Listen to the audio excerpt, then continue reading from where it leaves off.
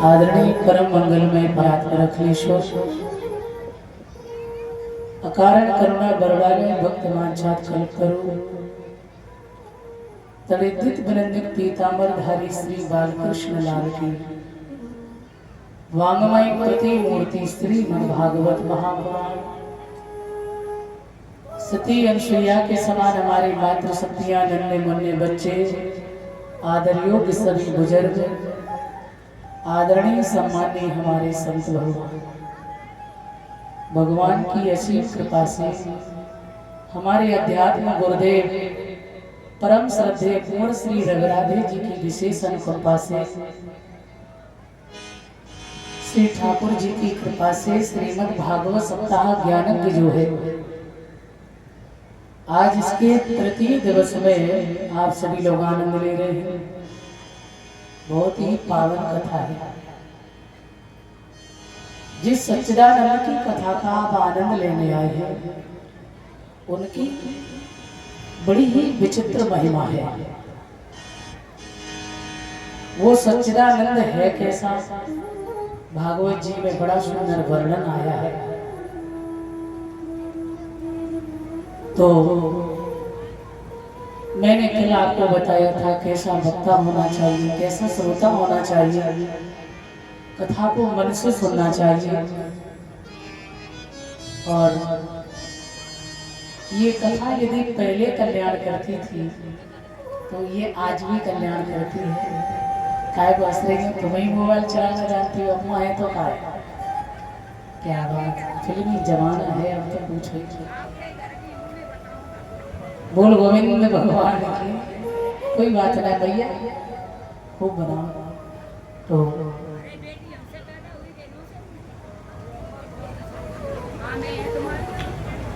तो ये उस सच्चिदानंद की कथा है प्यारे, ध्यान देंगे। बहुत ही सुंदर वर्णन आया है श्रीमद् भागवत के महात्मा में। सच्चिदानंद रूपाय विश्वोत्पत्त्यादि हेतवे तापत्रय विनाशाय श्री कृष्णाय वयं नमः। बहुत ही विशेष बात है, ध्यान देंगे। मन का कनेक्शन थोड़ा इधर ही रखेंगे। ये बच्चे जो बीच में खड़े हो रहे हैं बैठा ले, बच्चियों को बैठा ले, कोई भी ये बीच में खड़ा नहीं होगा। मन का तार भगवान के चरणों में रखे, और नहीं तो सब मामला मैंने कल ही बता दिया था आपको। एक बार जयकारा लगा दो, बोल गोविंद भगवान की, और जोर से लगा पीछे, बोल सच्चिदानंद भगवान की, और जोर से मासा भगलिया से बोल गोविंद भगवान की। क्या बात, अब अच्छा लगा तो समझ लीजिए सच्चिदानंद रूपाय, या तो ये समझ लीजिए भगवान के तीन नाम है, तीन, या ये समझ लीजिए कि तीन चीजें जीवन में बड़ी उपयोगी है। क्या? एक सत, एक चिद, और नंबर 3 आनंद। समझ रहे? सत किसे कहते हैं? सत का मतलब ये है जिसका कभी कोई नाश नहीं होता है। ये जो कथा जिसकी आप सुन रहे हैं वो कितनी बड़ी चीज है, और किसकी कृपा से आप सुन रहे हैं तो समझ लीजिए ये कोई साधारण विषय नहीं है। तेने हम वांगमय मूर्ति प्रत्यक्षता वर्तते हरे, ये केवल पोथी नहीं है, ये भगवान का वांगमय स्वरूप है। श्रीमद् भागवत कथा ये साक्षात मेरे कृष्ण है। जहाँ भगवान की कथा होती है, जहाँ भगवान के भक्त हैं, वहां पर भक्ति विराजमान रहती है। भक्ति कहाँ है? भक्तों के हृदय में, ध्यान रखना। जहाँ भगवान के भक्त हैं वही भक्ति है, और जहाँ भक्ति है वही भगवान है कि नहीं? कहते हैं ना, कुतिया हूतस्त भगवान याति नीचित गृहस्वती। भागवत जी में कहा गया है, चाहे वो कर्मा का घर हो, चाहे वो सदन कसाई का घर हो, चाहे वो सबरी भीली का घर हो, कहते हैं जहाँ भक्त है, जहाँ भक्ति है, वहाँ भगवान रहते हैं। कुतिया हूतस्त भगवान यात नीचित गृहस्वती। भगवान ना जात देखते हैं, ना धर्म देखते हैं, ना भगवान ऊंचा कुल खानदान देखते हैं। भगवान को चाहिए केवल सच्चा प्रेम और सच्चा भाव। ध्यान रखना, सच्चा प्रेम चाहिए, सच्चा भाव चाहिए भगवान को। तो मेरे बंधु, इसलिए कहते हैं जिसका सच्चा भाव है वो किसी भी जाति का सही, किसी भी कुल खानदान में जन्म लेने वाला सही, परंतु धर्म कभी किसी के बाट नहीं होता है। हाँ। तो सत जिसका जीवन में नाश नहीं होता है, सत का मतलब है जो आज भी है, कल भी रहेगा और संसार का प्रलय होने के बाद भी वो रहेगा। जैसे सोने से आप कई आभूषण बनाते हैं, चाहे उससे कुंडल बना लो, चाहे झुमका बना लो, चाहे उसे गले में बढ़िया सा हार बना के पहन लो, और जब वो टूटता है ना तो केवल सोना ही बचता है। बचता तो सोना ही है, उससे चाहे जो आभूषण बना के तैयार करिए, और यदि टूट भी जाए तो बचेगा सोना ही। सोना सोना होता है। ये संसार में जितना भी वैभव आप देख रहे हैं, इन सबका एक ना एक दिन नाश होना है। ये जितने भी मॉडल आपको दिखाई दे रहे हैं, ध्यान रखना, जितनी भी ये गाड़ियां बैठी हुई है, इन सबकी स्टेशन इंतजार कर रही है। कोई आज जाएगा, कोई कल, और कोई परसों, कोई बरसों के बाद जाना सबको है। तो हम लोग सत तो है नहीं। हमारा जन्म हुआ तो छोटे थे, फिर बड़े हुए, जवान हुए, बुढ़ापा आएगा, फिर मरेंगे भी, है कि नहीं? तो हम लोग सत नहीं है। जो बदलता है वो सत नहीं है, जिसका कभी कोई परिवर्तन नहीं होता है। तीनों कालों में जो प्रतिष्ठित रहता है, संसार है तो भी है, संसार को बनाता है तब भी रहता है, और संसार का प्रलय होने के बाद भी यदि बचता है तो वो एकमात्र केवल मेरा प्रभु सच्चिदानंद, तो वो नश्वर है। यानी ये संसार जो है नश्वर है, और वो ध्यान रखना, वो सदा प्रतिष्ठित रहता है। हम सभी नश्वर हैं। सारा संसार जितना हम देख रहे, ये मकान, दुकान, फैक्ट्री जितनी भी है, एक न एक दिन सबका अंत होना है। ये ईंट वाले मकानों की भी एक अवधि है, और ये चलता फिरता मकान जो है ना, 5 भौतिक देह, ये काया कुटिया जो है ना, ये चलती फिरती गाड़ी जो है ना, इसकी भी एक अवधि है। वो ईंटों वाला मकान भी एक दिन गिरेगा, एक समय बाद, चाहे 100 साल, चाहे 150 साल, चाहे 200 साल। ऐसे ही ये 5 भौतिक देह जो है, बोले इसको भी एक दिन नष्ट होना है। तो कहते हैं सत्य व्रतम सत्य परम तर सत्यम, सत्य श्योनिम निहितम च सत्ये, सत्य सत्यम व्रत सत्य नेत्रम, सत्यात्मकम त्वाम शरणम प्रपन्नाः। जो त्रिकाला वादित है, जो आदिमध्यांत है, जो अपरिवर्तनीय है, जो कभी कुछ नहीं बदलता है, सदा रहता है, ऐसा ही नहीं जो स्वयं ब्रह्मा को जन्म देने वाले हैं, जो स्वयं सारे संसार के पालक हैं, जो स्वयं वेदांत ज्ञान प्रतिपादित करने वाले हैं, वो सत्य है। परमात्मा मेरा सत्य है, सत्य, कोई नाश नहीं उसका। नंबर 2 उसका नाम है चिद। चिद माने होता है प्रकाश। अभी देखो यही देख लीजिए, अभी ज्यादा जोर से घटा घिरा है, अंधेरा हो जाए तो आंखें होते हुए भी धुंधला दिखने लगता कि नहीं? या कमरे में कोई वस्तु रखी हो और हम अंदर जाए और उसमें अंधकार हो, बल्ब ना जल रहा हो, तो आंख होकर भी हमें कुछ दिखता है क्या? कुछ भी नहीं।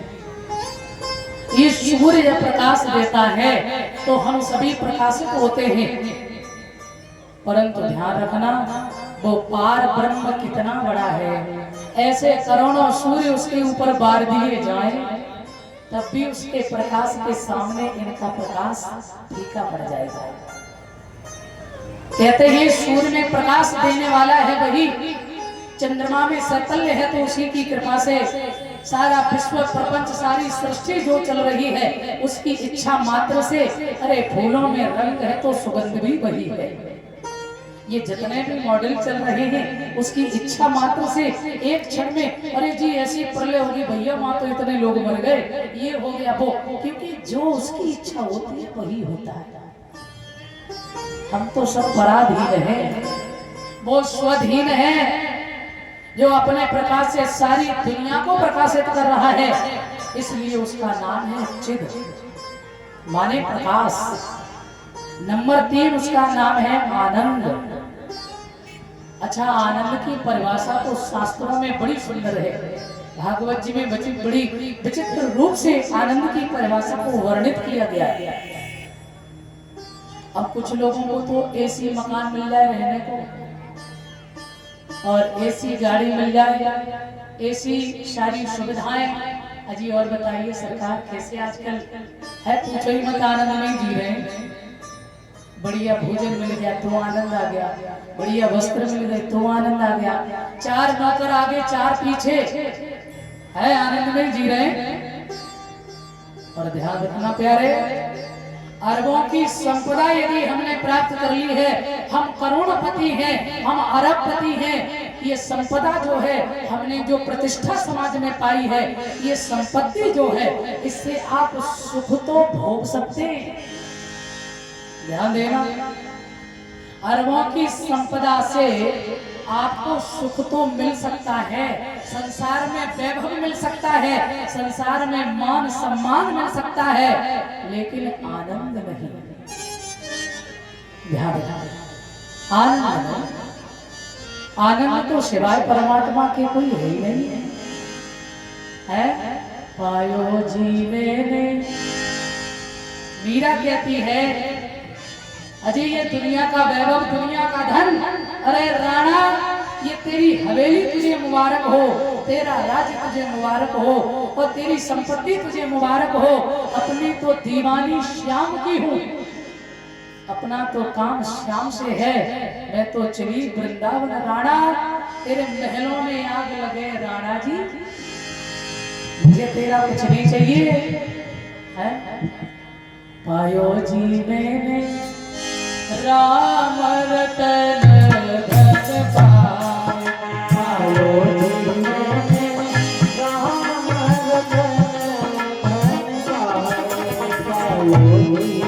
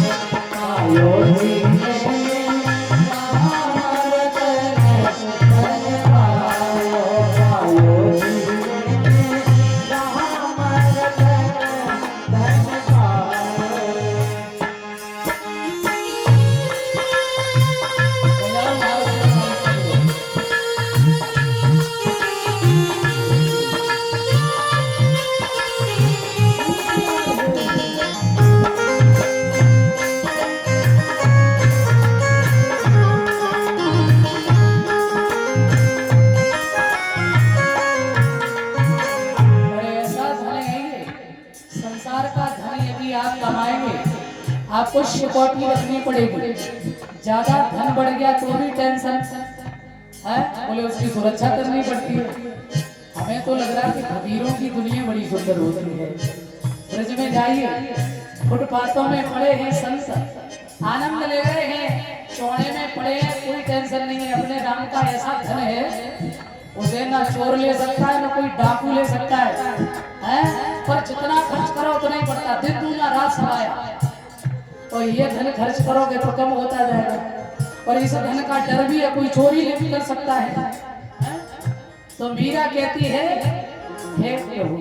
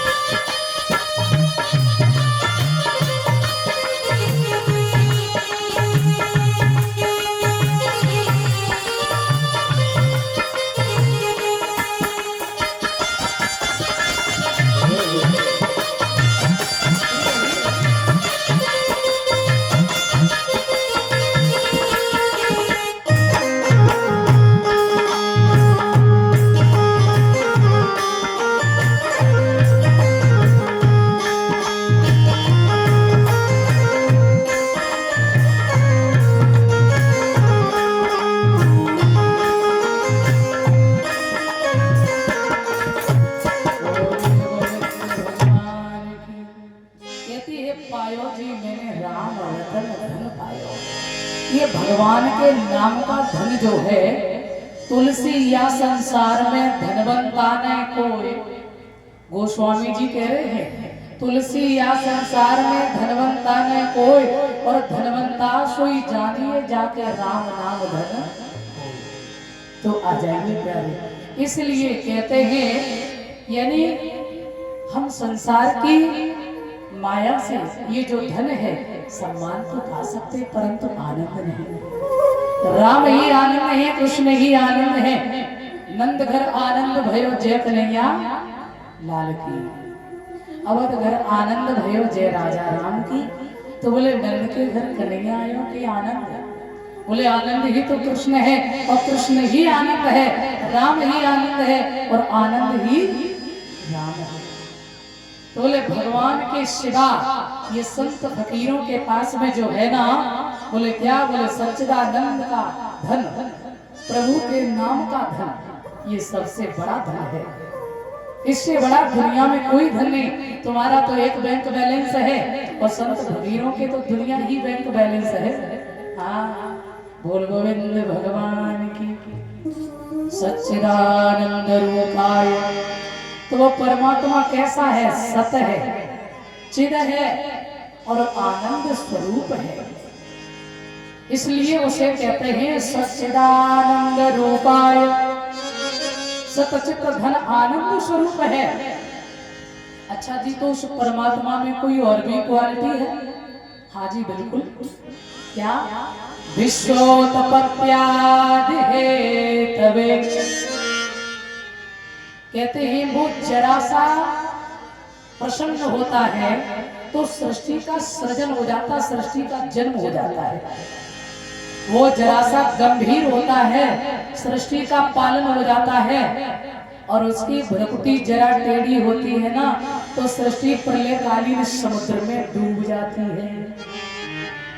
तो कहते हैं जन्म का कारण भी वही है, पालन कारण भी वही है, और संसार का हेतु भी वही है। तीन और भी उसके अंदर ये गुण है, सत भी है, चित भी है, आनंद भी है। संसार को जन्म देने वाला है, पालन करने वाला है, और लय का हेतु भी वही है। अच्छा, कोई और भी विशेषता है? अरे अब तो विशेषता बड़ी सुंदर है। तापत्रय विनाशाय श्री कृष्णाय वयं नमः। तीन प्रकार के ताप जो है, आदि दैविक ताप, भौतिक ताप, आध्यात्मिक ताप। कहते हैं कि संसार में कोई न कोई पाप ताप संताप हर जीव को लगा है। परीक्षित जी, कोई तन दुखी, कोई मन दुखी, कोई धन बिन रहता उदास, और थोड़े थोड़े सब दुखी, सुखी राम को दास। इस संसार में थोड़ा न थोड़ा हर किसी को कोई न कोई तन से परेशान। फैक्ट्रियां चल रही हैं, धन के अखंड भंडार भरे हैं, परंतु श्रीमान जी शाम को क्या खाते? मूंग की दाल के साथ में रूखा फुल्का। अजी आपका तो इतना वैभव है, आप ऐसा क्यों खाते? आप तो जो चाहे सो खा महाराज, ऐसा रूखा सूखा भोजन क्यों है?